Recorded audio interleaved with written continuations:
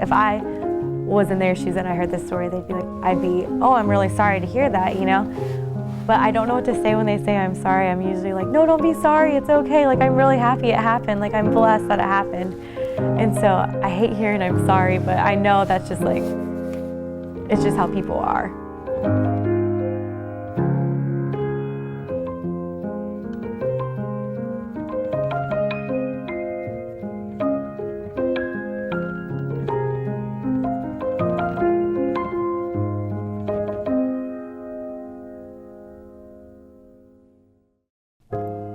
We were going east towards my house. We were probably 15 minutes away, and a lady didn't see us, and it was a two-lane.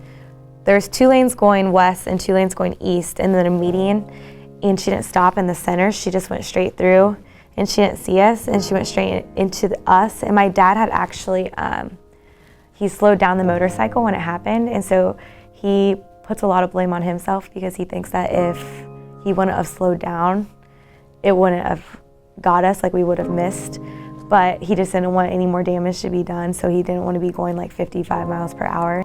And then she's in the ditch.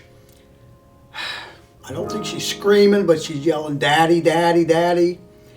And so I run over to her, and she has her bad leg tucked under, so. I don't remember being hit at all.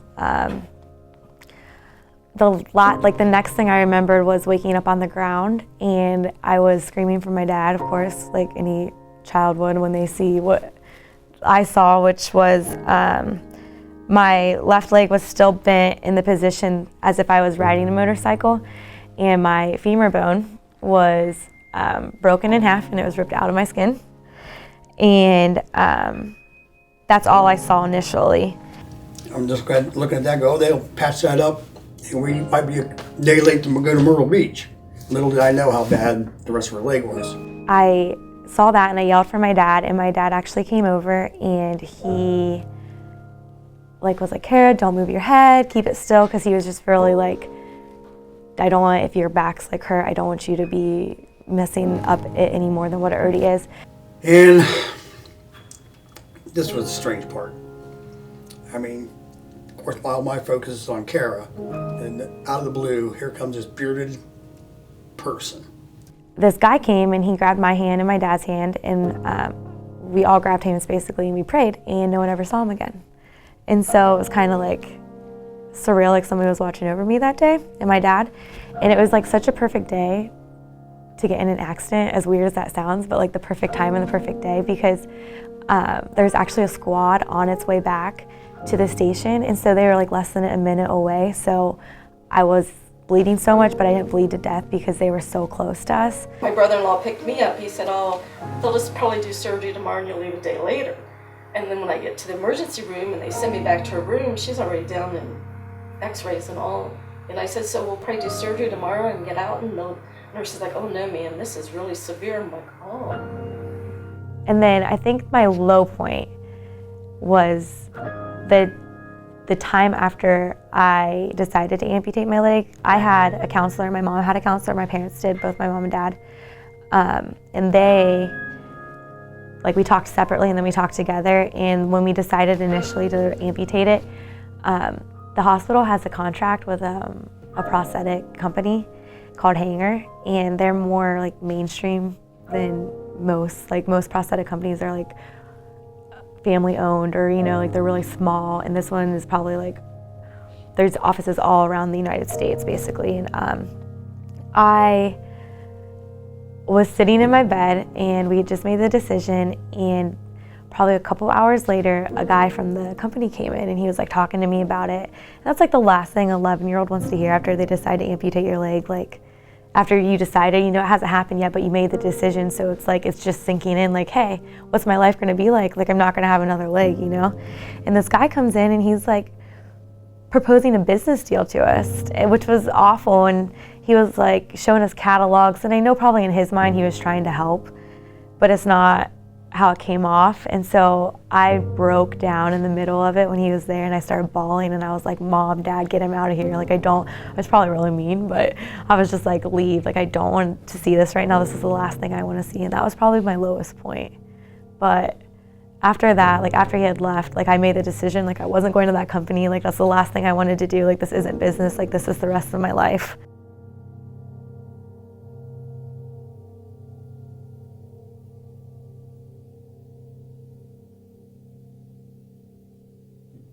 How I explain having a prosthetic leg is like a shoe. So like, you get in the house, you just want to take your shoes off, right? I just want to take my leg off. And once it's off, it's not going back on until I wake up the next morning, because it's like, I'm just more comfortable with it off. And so like, that's probably a negative, is it's always literally like, not that I'm uncomfortable, but I'm not the most comfortable that I could be. I have 3 legs that I use right now. This leg is considered my athletic leg, but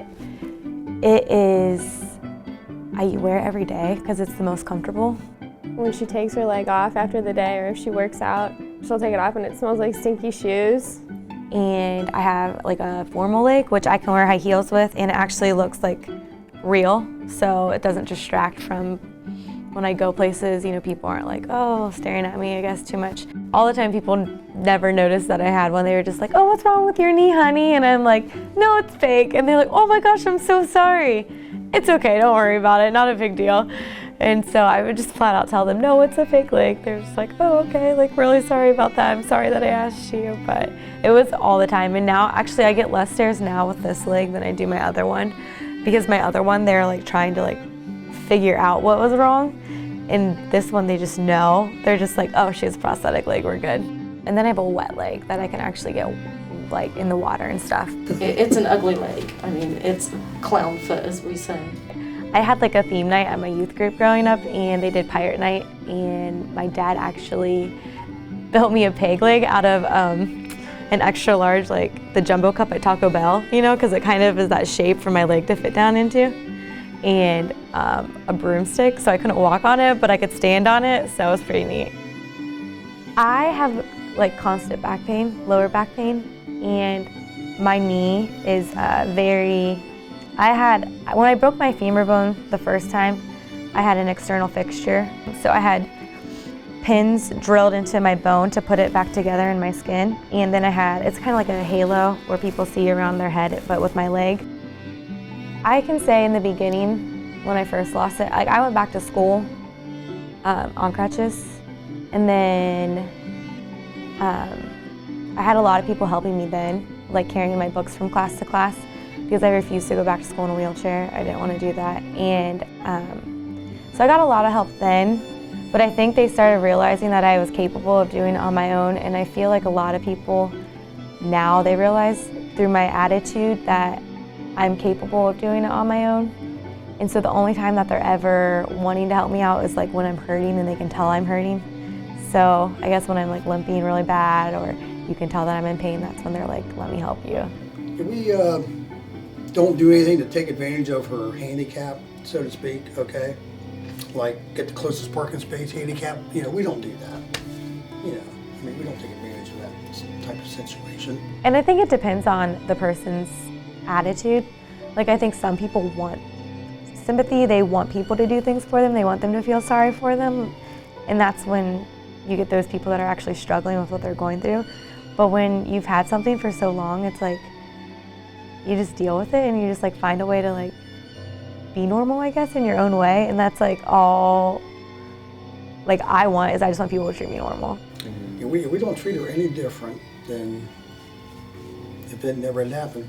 I love people joking about it, but that's like different from sympathizing for me and feeling sorry for me. Like I don't want anybody to feel sorry for me. I want people to joke about it with me because I think it's something that's actually really funny. Like, oh, I walked into your bathroom and your leg was sitting there and it scared the crap out of me. Like, yeah, like that's really funny, you know. Or the first day of school last year, I put my leg up against my bed and my roommate walked by it and knocked it over and it woke me up, and I was like, you just tripped over my own leg and you made a loud noise and it's not even attached to me and you woke me up. And she just like busted up laughing, and she's just like, who else can say they tripped over their roommate's leg while they were in bed?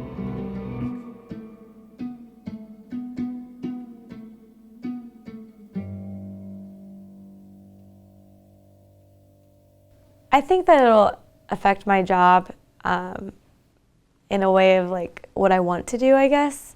I guess graphic design was kind of like I wanted to be an art teacher for a really long time because I wanted to make a difference. And of course you can make a difference as a graphic design, but I want to make like a personal difference, I guess, like one-on-one with a person.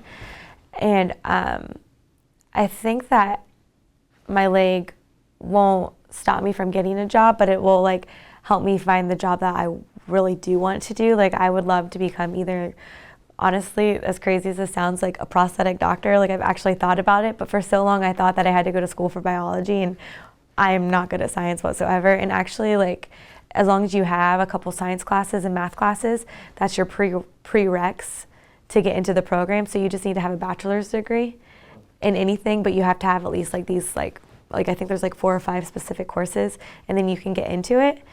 And either that or like an art therapist, just to help people go through situations that I went through, because I did go through like something traumatic and I came out with a positive outlook. So it would be kind of really neat to get to like help people through those experiences.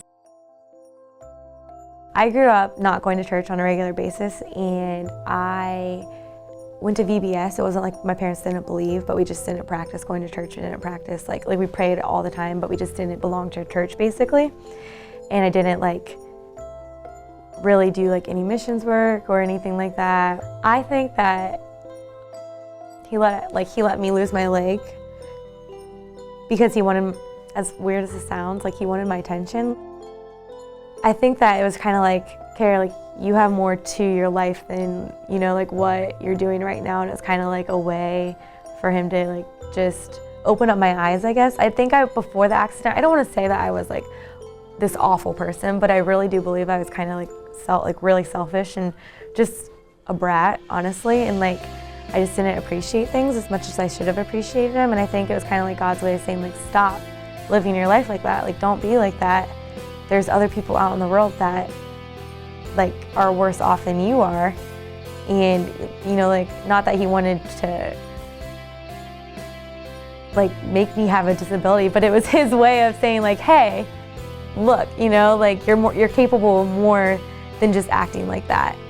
And that's why I don't know, I just see it as a blessing, because it made me into a better person. Like I would not be the person I am today, and I would probably have not enjoyed life as much as I did, as much as I have, like up to this point, if I didn't have a prosthetic leg. Because I've made so many more friends. I've become more outgoing. Like I don't want to say it made me grow up fast, but it made me appreciate things more than I think any like normal 6th grader would have appreciated things. Because I think at that time we're all kind of just like, oh, middle school, you know, like we're growing up, you know, what's going on? And I think it made me grow up a little bit faster and just realize like, hey, there are people off worse than me.